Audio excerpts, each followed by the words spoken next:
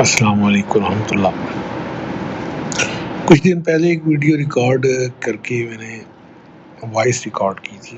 جس میں عرض کی تھی کہ بلدیات کے اندر کام کرنے کے لیے ہمیں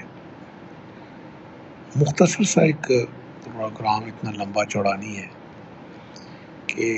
جو نوجوان ہیں ان کے 4-4 5-5 نوجوان ایک ہی حلقے میں، ان کو گراس روٹ لیول پہ، وہ اپنے محلے میں رہنے والے ہوں اور وہ اس پہ کام شروع کر دیں۔ اتنا لمبا اس کے اوپر خرچہ بھی نہیں ہوتا، لیکن وہ ایک دوسری بات جو ذہن میں آ رہی تھی وہ یہ تھی کہ دیکھتے نا ہم، جب صحابہ کرام کے دور میں صحابہ کرام کی ایک ذاتی حیثیت بھی تھی، ایک قبائلی حیثیت بھی تھی، اور ایک ظاہر ہے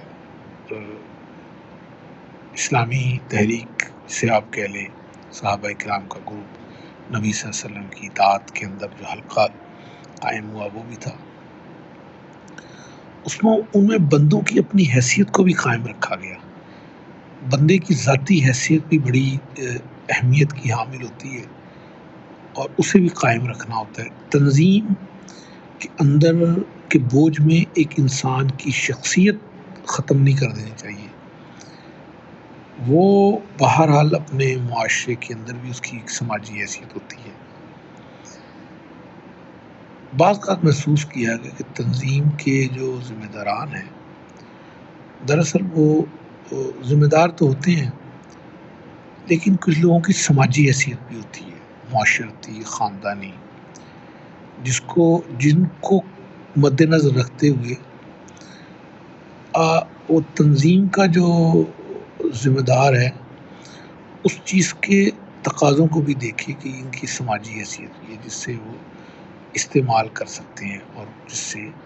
معاشرتی طور پہ لوگ انٹیکٹ ہو کے اس کو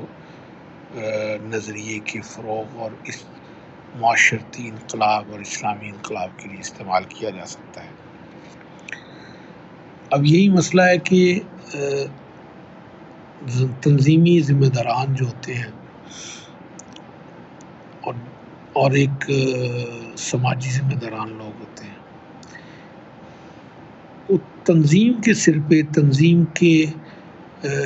جو ہتھیار ہیں ان کے ذریعے بڑے بڑے باصلاحیت لوگوں کو زیر کر کے ان کو بعض اوقات کند کر دیتے ہیں، بعض اوقات ان کو بیکار کر دیتے ہیں۔ اس کا نتیجہ یہ کہ ان کی پرسنل ذاتی حیثیت ایک تنظیم کے نیچے ضم ہو جاتی ہے۔ اس کو فروغ دینے کے لیے ضروری ہے کہ تنظیمیں ہوتی ہیں، اور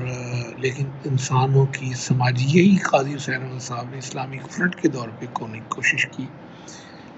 اور کہ عام آدمی جو ہے وہ عام آدمی کو بھی پاکستان کے اندر، وہ بھی دوسرے بھی تو وفادار ہیں، پاکستان کے اسلام کے وفادار ہیں، نہ کہ وہ کہ جنہوں نے 2-4 کتابیں پڑھ لی ہوں اور پھر اس کی علمی حیثیت کو سمجھتے ہوں کہ کسی بھی عالم کو لتاڑ دیں پکڑ کے، اور نہ تو کسی کی اور کی پاکستانیت کو قبول کرے، اور بلکہ اپنی ہی پاکستانیت کو کہیں کہ ہم ہی سب ہیں۔ اس طرح معاشرے کو ساتھ لے کے نہیں چلا جا سکتا، تو لہٰذا یہ ضرورت ہے کہ کارکن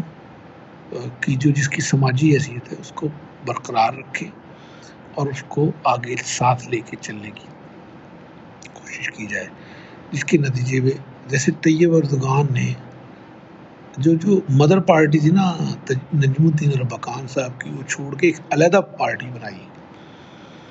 اس کے اندر کچھ لوگ شاید اس جانتے ہیں، کچھ لوگ نہیں جانتے، نجم الدین اربکان صاحب کی انڈرسٹینڈنگ شامل تھی، کیونکہ ان کا جو رفع پارٹی کا جو تھا سٹرکچر، وہ بڑا کنزرویٹو، اس کے اندر کچھ ہو نہیں سکتا تھا۔ قاضی صاحب نے بھی ایسے ہی اسلامک فرنٹ کی کوشش کی تھی، ایک ڈھیلا ڈالا پروگرام ہو اور اس کے اندر لوگ عام آدمی شامل ہو کے، وہ پاپولر پارٹی، جیسے کمیونسٹوں نے پیپلز پارٹی کو جوائن کیا، اور کوئی یہاں کمیونسٹ نہیں تھا، اور وہ پاپولر ہو گئے، انہوں نے پاپولر پارٹی جوائن کر لی۔ ہمیں بھی چاہیے تھا کہ ہم پاپولر پارٹی، اب نظریاتی پارٹیاں خاص سوڈان میں ہوں یا کہیں اور ہو، پاپولر پارٹی کے ساتھ جوائن ہو کے نظریاتی پارٹی ایک ایز اے کیٹلسٹ کام کرتی ہے. تو اس چیز کو سوچنے کی ضرورت ہے. اور دوسری سوچنے کی بات یہ ہے کہ ہم چند کتابیں پڑھ لیتے ہیں اور پھر ہم بڑے بڑے علماء کو رد کرنا شروع کر دیتے ہیں اور پاکستان کے لیے نعرے تو لگاتے ہیں لیکن تمام کی پاکستانیت کو شک سے دیکھتے ہیں. اور جو ہم سمجھتے ہیں ہم اس کو قطعیت حتمیت کا شکار ہو جاتے ہیں، جس سے عام معاشرے کے لوگوں کو ساتھ لے کے چلنے کی صلاحیت کم ہو جاتی ہے. انقلاب لانے کے لیے عام موب کو موبائل کرنے کے لیے، موبلٹی پیدا کرنے کے لیے، ان کی حاصل کرنے کے لیے مطلب ایک نارمل رویہ رکھنا پڑتا ہے تمام لوگوں کو ساتھ لے کے چلنے کے لیے. تو سننا سب کو ہوتا ہے، لے کے چلنا سب کو ہوتا ہے اور سمجھ کے ان کو ساتھ لے کے چلنا ہے. بہت سارے میں نے دیکھا کہ لوگ بڑے باصلاحیت خاندانوں سے ہمارے اندر آئے، لیکن ہمارے جو بعض تنظیمی ذمہ داران ہوتے ہیں ان کی صرف تنظیم کا ڈنڈا ان کے پاس ہوتا ہے، وہ ان کی سماجی اور خاندانی اور سیاسی حیثیت کوئی نہیں ہوتی. امیر بنتے ہوں اس طرح بن جاتے ہیں، لیکن وہ جو سماجی طور پہ مضبوط لوگ ہوتے ہیں وہ زیادہ وفادار اور زیادہ برداشت والے لوگ ہوتے ہیں. لہذا وہ ایک نظریے کو اپناتے ہوئے قربانی دیتے. وہ جو ڈنڈے ہیں نا وہ کھاتے رہتے ہیں، لہذا وہ موسٹلی تنظیم کے سر کے اوپر جو چلنے والے لوگ ہیں وہ ان کو تنظیم اور دستور اور آئین اور شکوں کا بڑا سہارا لے کے، جو کہ سماجی طور پہ جو مضبوط لوگ ہوتے ہیں وہ برداشت اس میں زیادہ ہوتی ہے. اور جو تنظیمی ڈنڈے کے سہارے چلتے ہیں برداشت نہیں ہوتی، وہ نوٹس کرنا، اخراج کرنا، یہ کرنا وہ کرنا. تو جیسے دیکھیں زنا کے لیے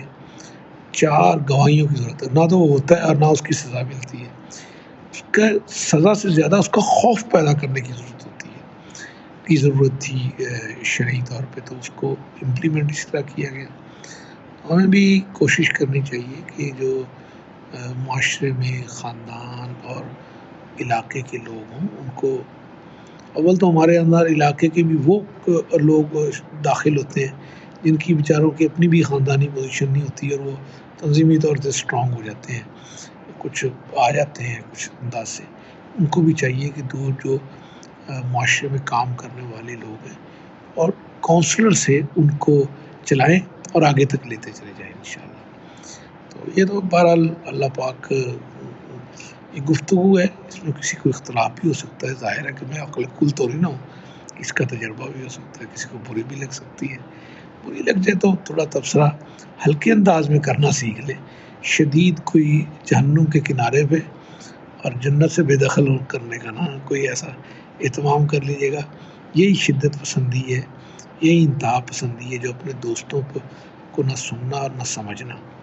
تو بس اتنی سی گزارش کرنا چاہ رہا تھا. اور اس کی ڈسکشن میں نے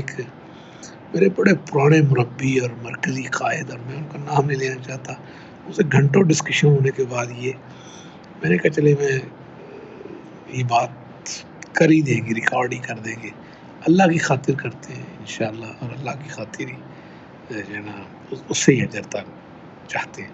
السلام علیکم.